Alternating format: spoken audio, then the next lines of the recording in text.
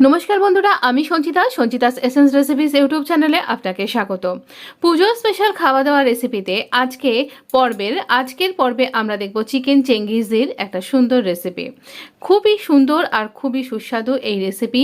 দেখতেই পাচ্ছেন কতটা ক্রিমি আর কতটা সুস্বাদু দেখতেও হয়েছে, খেতেও অপূর্ব হয়েছিল। তো এই রেসিপিটা, এই মুঘলাই রেসিপি আমি আপনার সাথে কিছুটা মশলার হেরফের করে আপনার সাথে শেয়ার করছি। দেখছেন কতটা ক্রিমি এই গ্রেভিটা। আপনি ভাত দিয়ে, রুটি দিয়ে, পোলাও দিয়ে, অবশ্যই রুমালি রুটি দিয়ে খেতে পারেন, আর লাচ্ছা পরোটা দিয়ে খুব ভালো লাগবে। আর আপনি যদি বিরিয়ানির সাথে রাখেন তাহলেও অপূর্ব লাগবে কিন্তু। তো চলুন, আমি আর আপনার স্বাস্থ্যের কথা মাথায় রেখে কোথায় কোথায় রকম ফের করেছি মশলার সবই বলবো। তো এখানে নিয়েছি আমি চিকেন। তো এই চিকেনটা আমি এখানে 800 গ্রাম নিয়েছি। এখানে নুন দিচ্ছি স্বাদ মতন, আর দেব আমরা এখানে সর্ষের তেল। সর্ষের তেল 1 চামচ দেব, চা চামচের 1 চামচ দেবার পর আমরা দেব আদা এবং রসুনের পেস্ট, একসাথেই দুটোকে পেস্ট করেছি। আর দিচ্ছি আমরা টক দই। এখানে 1 কাপ মতন টক দই আছে। দিচ্ছি দারচিনির গুঁড়ো। এখানে দারচিনির গুঁড়োর বদলে আপনি লঙ্কার গুঁড়ো ব্যবহার করতে পারেন, কিন্তু লঙ্কার গুঁড়ো অ্যাকর্ডিং টু গ্যাস্ট্রোলজিস্ট খাওয়া কিন্তু পেটের পক্ষে ভালো নয়, তাই জন্য আমি কোনো রান্নাতেই দিই না। এখানে সব জায়গাতেই অতি পরিমাণে লঙ্কার গুঁড়ো ব্যবহার করা হয়, যেটা আমি একেবারেই অ্যাভয়েড করেছি। তো এরপর এটা ম্যারিনেট করে থাকবে মোটামুটি আধ ঘন্টা থেকে 45 মিনিট। এবারে একটা ফ্রাই প্যান নিয়েছি, এর মধ্যে দিচ্ছি সাদা তেল। আপনি ঘি দিয়েও কিন্তু এটা তৈরি করতে পারেন। তো এখানে সাদা তেলের মধ্যে আমরা দেব, দেখুন এখানে তেলটাকে ভালো করে গরম হতে হবে। 1 চামচই সাদা তেল দিয়েছি। দিয়ে দিলাম বড় সাইজের দুটো পেঁয়াজ। দুটো পেঁয়াজকে এইরকমভাবে স্লাইস করে নিয়েছি। এই পেঁয়াজটাকে খুব ভালো করে আমরা ভেজে নেব। তাই বলে একদম লাল লাল করে, মানে লাল তো হবেই, তাই বলে পুড়িয়ে ফেলবেন না, বা এখানে বেরেস্তা বানানোরও কিন্তু কোনো দরকার নেই। তো এবার এর মধ্যে ঠিক 16টা কাজু আমি এখানে ব্যবহার করেছি। আপনার কাজু খেতে অসুবিধা হলে আপনি 4 মগজ ব্যবহার করতে পারেন, মোটামুটি 4 থেকে 5 চামচ পরিমাণ। এই সমস্ত কিছুকে ভালো করে ভেজে নিয়ে আমরা এখানে এটা ঠান্ডা হতে দেব। তারপর একটু জল দিয়ে আমরা এটা পেস্ট করে নেব। দেখুন এটা আগে ঠান্ডা হওয়াটা কিন্তু খুবই দরকার, গরমে পেস্ট করবেন না। এবারে এই চিকেন থেকে ম্যারিনেট করা আমরা মশলাটাকে একটু ঝরিয়ে রেখে এইভাবে দিয়ে দিচ্ছি চিকেনগুলোকে এর মধ্যে। এই ফ্রাই প্যানে আর একটু তেল অ্যাড করে এগুলোকে আমরা একটু ভাজবো। মিডিয়াম টু হাই এইরকম ফ্লেমটা রাখুন, রেখে আমরা চিকেনগুলোকে ভালো করে ভেজে নেব।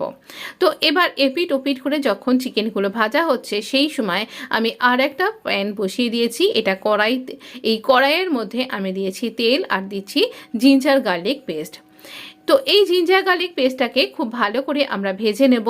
যখন এটা খুব ভালো করে ভাজা হয়ে যাবে, কাঁচা গন্ধটা চলে যাবে, আমরা এখানে 3টে বড় সাইজের টমেটোকে খুব ভালো করে পেস্ট করে নিয়েছি। তো এই পেস্টটা আমি এখানে দিয়ে দিলাম। এবার এই পেস্টটা দিয়েও আমরা এখানে খুব ভালো করে কুক করব। সেই সাথে এই পাশে রাখা এই যে আমাদের চিকেনের টুকরোগুলোকে, একটা দিক এরকম লাল হয়ে গেছে, তাই আরেকটা দিক এভাবে আমরা উল্টিয়ে দিয়ে নেব। তো এই রকম করে আমরা এই দুটো দিককে ভালো করে ভেজে নেব।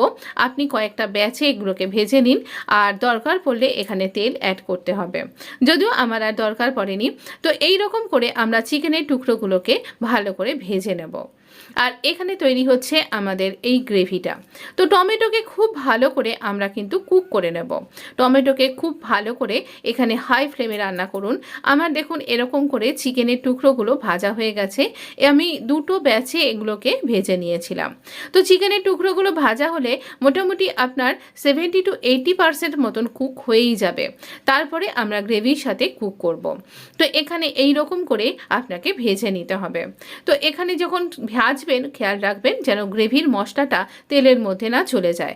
কিছুটা লেগে থাকলে কোনো অসুবিধা নেই। এইবার এটার কার্সে একটু পেস্ট করে নিয়ে এবার এর মধ্যে জল দিয়ে পেস্ট করে নেব। দিয়ে দিলাম 3-4টে লঙ্কাকে পেস্ট করে। আপনার ঝালের স্বাদ অনুযায়ী এখানে কিন্তু লঙ্কাটা ব্যবহার করুন। এবারে ওই যে পেঁয়াজ আর কাজুর পেস্টটা, সেটা এই রকম হয়েছে গ্রেভিটা, এই রকমভাবে এটাকে আমরা এর মধ্যে দিয়ে দেব। তো এই কাজু আর এই যে অনিয়নের পেস্টটা, ফ্রাইড অনিয়ন, এটাকে খুব ভালো করে আমরা মিশিয়ে নেব। একদম এরকম স্মুথই কিন্তু হতে হবে, সেটা কিন্তু আপনি খেয়াল রাখবেন। এবার এটাকেও টমেটোর সাথে খুব ভালো করে আমরা কষিয়ে নেব। একটুখানি প্রসেসটা লেন্থি কিন্তু খুব ভালো। এবারে দেখুন এই যে তেলটা এটা দিলাম, কোরিয়ান্ডার পাউডার দিয়েছি, আর দিয়েছি চিকেনের যে ম্যারিনেট করা যে আমাদের দইয়ের মিশ্রণটা সেটা দিয়েছি, দিয়ে ভালো করে আবারও রান্না করছি। অনেকগুলো স্তরে স্তরে কয়েকটা কষানোর ব্যাপার রয়েছে। এবার একদম ফ্লেমটা কমিয়ে দিয়ে আমরা রুম টেম্পারেচারে রাখা, জাল দিয়ে রাখা দুধ ব্যবহার করলাম। এই সময়তেও খুব ভালো করে নাড়বেন যেন দুধটা কেটে না যায়। তো এই ব্যাপারটা মাথায় রাখতে হবে। আবার যখন ফুটে উঠতে শুরু করে দিয়েছে গ্রেভিটা, সেই সময় আমরা ভেজে রাখা চিকেনগুলোকে এর মধ্যে অ্যাড করে দেব, দিয়ে খুব ভালো করে এটাকে কুক করতে হবে। একটা জিনিস খেয়াল করেছেন, আমি কোথাও কিন্তু ফোড়ন ব্যবহার করিনি। তো এই মুঘল বাদশার আমরা দিলাম গরম মশলা। মুঘল বাদশারা কিন্তু মুখে কিছু ফোড়ন পড়বে এই রকম জিনিসটা কিন্তু পছন্দ করতেন না। দিয়ে দিচ্ছি কাসুরি মেথি। তো এই সমস্ত কিছুকে খুব ভালো করে একসাথে মিশিয়ে আবারও আমরা কুক করব। খুব খেয়াল রাখবেন এত ঘন গ্রেভি আপনার তলার দিকে যেন লেগে না যায়, তাই ক্রমাগত নাড়াচাড়াটা করতেই হবে। সাইড থেকে স্ক্র্যাপ করে নেবেন গ্রেভিটা। এবারে বাড়িতে থাকা যে মালাই, সেই মালাইটা আমি হাফ কাপ মতন দিলাম। আপনি না থাকলে ক্রিম ব্যবহার করতে পারেন কেনা। তো এই রকম করে মালাইয়ের সাথেও আমরা খুব ভালো করে কুক করে নেব। অপূর্ব স্বাদের এই গ্রেভিটা হয়েছিল, এত কিছু ভালো জিনিস পড়েছে, অবশ্যই তো ভালো হবেই হবে, আর মুখলাই খাবার বলে কথা। তো আরও খানিকটা গরম মশলা দিয়ে দিলাম নামানোর আগে। আমাদের রান্না কিন্তু একদমই রেডি। তো এই সময় এই রান্নায় কিন্তু আমি কোথাও কেওড়া ওয়াটার বা মিঠা আতর কিছুই ব্যবহার করিনি, কিন্তু তা সত্ত্বেও অপূর্ব স্বাদ হয়েছিল। একবার যদি আপনি না এটা ট্রাই করেন, সত্যি কিন্তু খুব মিস করবেন। আর আমি খুব হেলদি ভার্সানে আপনার সাথে এটা শেয়ার করলাম, অনেকখানি খাটাখাটনি করেও বলতে পারেন। তো আমার এবং আপনার পেটের এবং স্বাস্থ্যের কথা মাথায় রেখে এই রেসিপিটা আপনার জন্য পুজোর জন্য নিয়ে এলাম। যদি আপনি আমার বাসমতি পোলাওয়ের রেসিপি অলরেডি আপলোড হয়ে গেছে অনেক রকমভাবে, এছাড়াও অনেক রকম পোলাও বা রাইস রেসিপিও আছে। তাছাড়া আপনি লাচ্ছা পরোটা, রুমালি রুটি, তন্দুরি রুটি সব কিছুর সাথেই কিন্তু এটা ট্রাই করতেই পারেন। নবমীর দিন এটা কিন্তু মনে হয় খুব পারফেক্ট হবে। আর না হলে আপনি যেদিন ইচ্ছা করবেন সেদিনই কিন্তু স্পেশাল ব্যাপার তৈরি হয়ে যাবে। আমি দুরকমভাবে আপনার সাথে সার্ভ করে দিলাম। আমার ভিডিওটা যদি এতক্ষণ দেখেছেন তাহলে নিশ্চয়ই ভালো লেগেছে, আর ভালো লাগলে একটা লাইক দিতে কিন্তু ভুলবেন না। আর যদি এই ধরনের ভিডিও আপনি ক্রমাগত পেতে চান, নতুন নতুন ভিডিও পেতে চান, বিভিন্ন মিষ্টি রেসিপি বাড়িতে কি করে বানাতে হয় তাও দেখতে চান, তাহলে অবশ্য করেই চ্যানেলটা সাবস্ক্রাইব করে নোটিফিকেশান বেলটা কিন্তু অন করে দিতে ভুলবেন না। আর পুজোর দিনে আপনার বাড়িতে যদি গেস্ট আসে তাহলে এই রেসিপিটা কিন্তু অবশ্যই চলতেই হবে। কিন্তু এই রেসিপির জন্য অবশ্য করেই কিন্তু অনেক অনেক করে বন্ধুদের মধ্যে শেয়ার করতে ভুলবেন না। ভালো থাকবেন, সুস্থ থাকবেন, এনজয় ইয়োর ফুড। খুব সুন্দর এই রেসিপি।